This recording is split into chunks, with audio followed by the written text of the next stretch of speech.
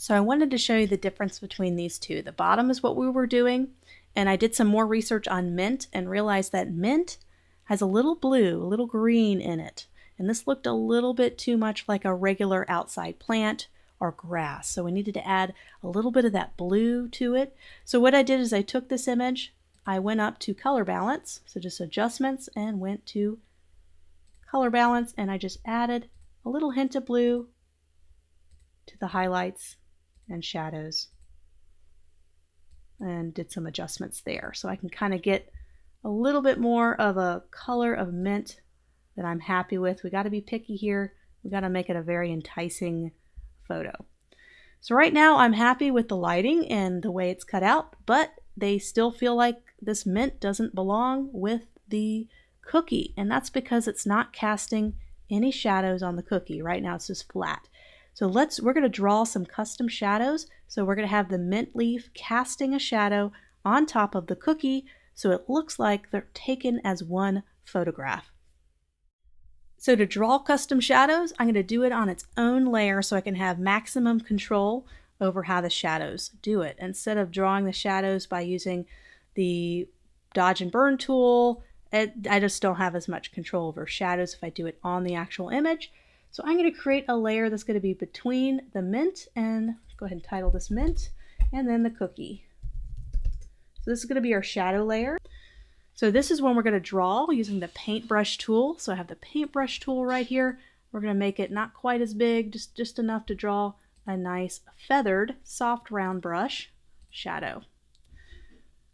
So we're going to go ahead and select black. We can always lighten this at another time. So this will really help us know where the shadows are. So let's zoom in. Where is this going to be cast? We have some light that's coming down to the left. So it's on this cookie and it's on here. So the shadows are probably most likely going to be behind the mint leaf right around here. So we're going to go ahead and draw the shadows. And we may need to reduce the brush size so we can get a little bit of a shadow here.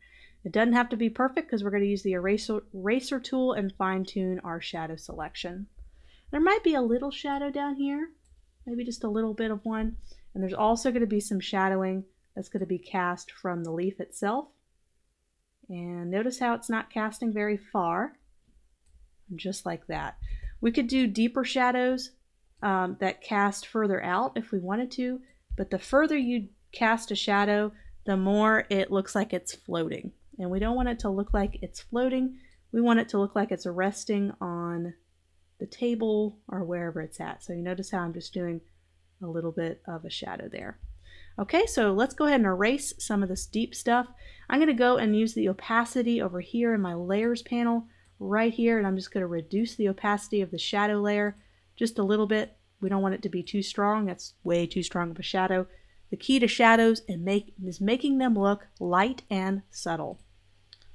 So just a little bit like that, and now we can use our eraser tool and kind of fine tune our selection by erasing some of this excess shadows.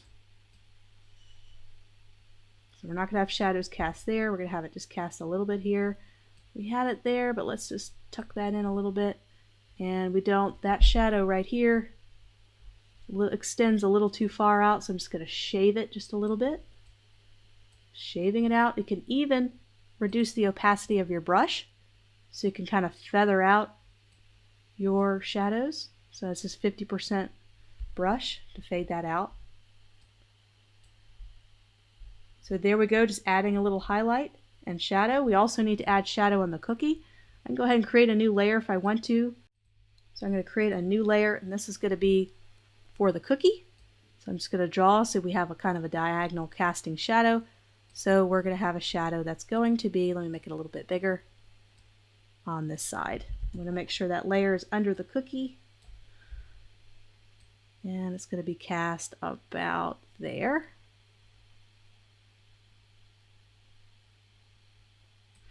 And we can reduce the opacity of that shadow and make it lighter, and then take our eraser tool, and right now I still have it at a 50% opacity, just kind of shaving it, trimming it, and we have our shadows.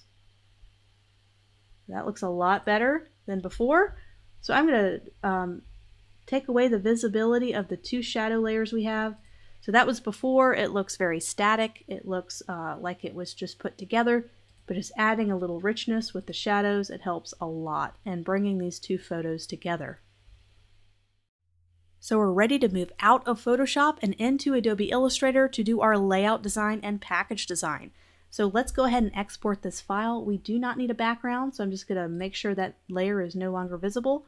And just to save on space, because sometimes large canvases take up a lot of space on your computer, I'm just going to go ahead and crop this to the right size, and I'm just going to save this as a Photoshop file. I'm going to save it as a Photoshop file. I'm not going to export as a PNG. I feel like Photoshop files are a lot better to have on hand when you bring them into Adobe Illustrator. So now I'm ready to hop into Adobe Illustrator. I'm going to go ahead and size up my document. I'm going to try to research what I think would be a great standard package design for the type of package design that you see here on the screen. I'm just going to try to find some sizes so that we can have a size that's super duper close to the final thing, so we don't have to do a whole lot of edits when we get those final specs, our final sizes from our client or the printer who is going to be printing and manufacturing the bags.